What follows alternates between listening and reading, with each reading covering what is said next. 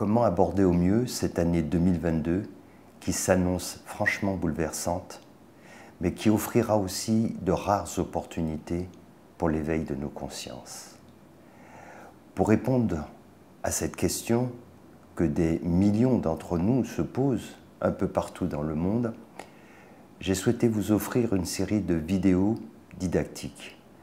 Elles vous aideront en fait à comprendre les changements à effectuer d'urgence et aussi comment y parvenir.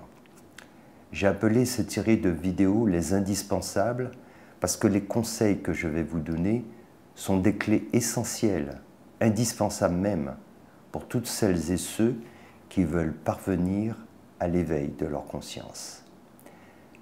Dans chaque vidéo, je vous expliquerai donc précisément comment mettre en pratique ces nouvelles attitudes qui changeront votre vie.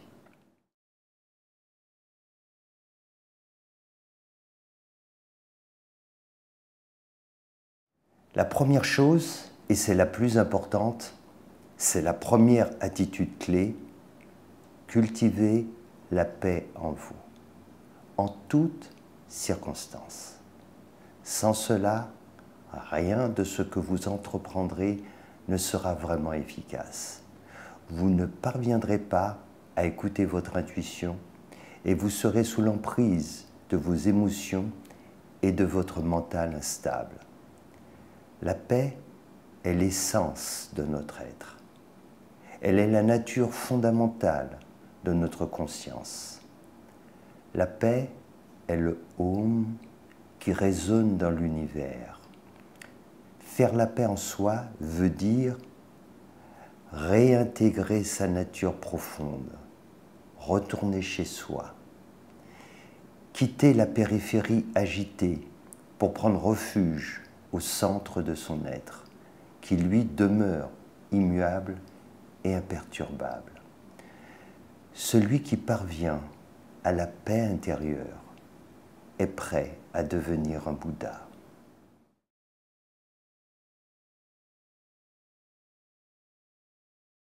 Pratiquez la respiration consciente. Retenez bien cela, vous ne pouvez maîtriser votre vie si vous n'avez aucune maîtrise sur votre respiration. Dans un premier temps, ce qui vous aidera à faire l'expérience de la respiration consciente, c'est la cohérence cardiaque. La cohérence cardiaque, c'est une respiration qui permet de retrouver l'harmonie à l'intérieur de soi et de s'harmoniser aussi autour de soi, retrouver son rythme, nos rythmes biologiques naturels. On inspire pendant 5 secondes et on expire pendant 5 secondes. La respiration abdominale, c'est le fait de relâcher le diaphragme pour respirer, comme on dit, avec le ventre, c'est-à-dire qu'on insuffle l'air dans les poumons, on relâche la sangle abdominale et surtout le diaphragme, ce qui permet de gonfler le ventre, de faire redescendre l'air en bas des poumons et ensuite d'expirer tranquillement. Ce relâchement du diaphragme permet aussi de relâcher les tensions que génère justement celui-ci au niveau du 3e chakra. Donc, cohérence cardiaque, respiration abdominale et fixez vos pensées sur quelque chose. L'idéal, quand vous pratiquez la respiration abdominale en faisant la cohérence cardiaque, c'est de regarder ou de faire un comptage, mais vous pouvez regarder aussi un mouvement ascendant et descendant qui rythme votre respiration. Et quand vous fixez votre attention sur cela, alors ça évite à votre mental de produire des pensées. C'est la première chose. Quand vous aurez un petit peu d'expérience à ce niveau-là, je vous recommande ensuite de passer à la 2e étape pour approfondir cette pratique de la respiration consciente, car la première partie vous y prépare, la 2e partie vous allez un peu plus loin. Lors de l'inspire, vous pensez à la paix et vous pensez que vous inspirez la paix. Et lors de l'expire, alors vous pensez à diffuser cette paix dans tout votre être, de la même façon que vous inspirez de l'oxygène, et ensuite cet oxygène, à travers le sang, va se diffuser dans votre organisme. Donc c'est important, dans ce mouvement respiratoire, j'inspire la paix, je diffuse la paix à l'intérieur de moi. Voilà.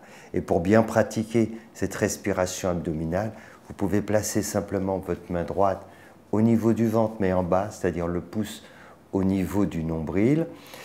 Gardez la main gauche au niveau de la poitrine et vous devez sentir que votre main gauche, elle ne bouge pas puisque vous respirez par le ventre. Et donc, pendant 5 secondes, on inspire et on expire.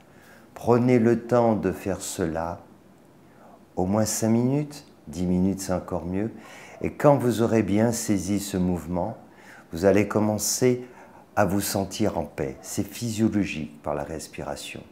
Et le fait de cesser d'alimenter les pensées, ça va vous calmer profondément. Et donc cette deuxième étape, vous pensez lorsque vous inspirez à la paix, puis vous diffusez la paix tout à l'intérieur de vous. La troisième étape vous permet d'entrer plus profondément dans la respiration consciente.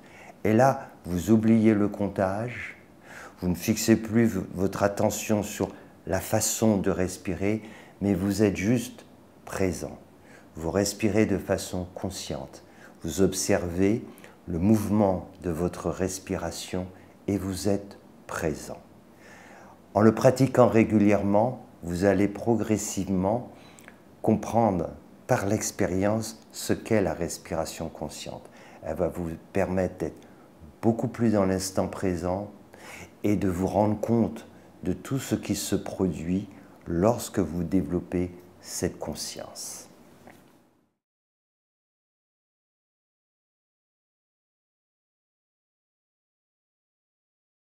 La deuxième attitude clé, identifiez votre véritable ennemi. C'est très important. Surtout ne faites pas comme la grande majorité, c'est-à-dire se tromper d'ennemi. L'ennemi, ce n'est pas l'autre. Cela ne l'a jamais été. C'est parce que nous nous trompons d'ennemi que nous sommes toujours en guerre avec nous-mêmes et avec les autres. Retenez bien cela. Toujours en guerre avec nous-mêmes et avec les autres parce que nous trompons d'ennemi. Notre seul véritable ennemi est notre ego. Il n'y en a pas d'autre. Il n'y en a jamais eu d'autre. Considérer cela, c'est le premier pas vers la libération. La grande majorité des gens se fourvoient en considérant que l'autre est la cause de leurs problèmes. L'autre, c'est les politiciens, les élites, le monde de la finance, Big Pharma, mais aussi la voisine, le voisin, les pro-vaccins ou les anti-vax, etc., etc. Les responsables de nos problèmes, ce n'est pas ceux qui manquent.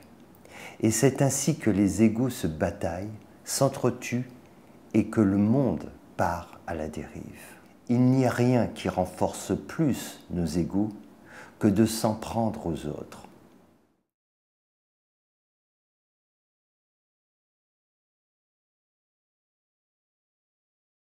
Mon premier conseil, 1. Cessez de vous en prendre aux autres, surtout ceux envers qui vous pensez avoir de bonnes raisons de le faire. 2. Essayez de passer une journée entière sans critiquer les autres et vous commencerez à comprendre comment votre ego vous a piégé. Une seule journée et vous commencerez à comprendre. Mon deuxième conseil, 1. Dès lors que vous cessez de critiquer les autres et de considérer que c'est eux le problème, alors vous pouvez commencer à regarder honnêtement en vous ce que vous devez changer. 2. Considérez avec honnêteté les comportements que vous devez changer, avec honnêteté. Et 3. prenez l'engagement de le faire. C'est en vous changeant que vous parviendrez à vous élever humainement et spirituellement. C'est en changeant profondément que vous aiderez à apporter les changements dont le monde a besoin.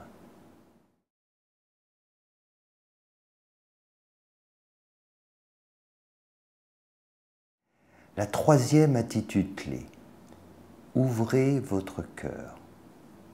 Le cœur est la porte qui nous donne accès à notre dimension spirituelle. C'est dans le cœur que nous pouvons communier avec Dieu, pas avec notre tête. Ouvrir son cœur est le premier pas sur le chemin de l'éveil de notre conscience. Mon conseil, 1. Intéressez-vous à l'autre. Soyez totalement attentif à l'autre.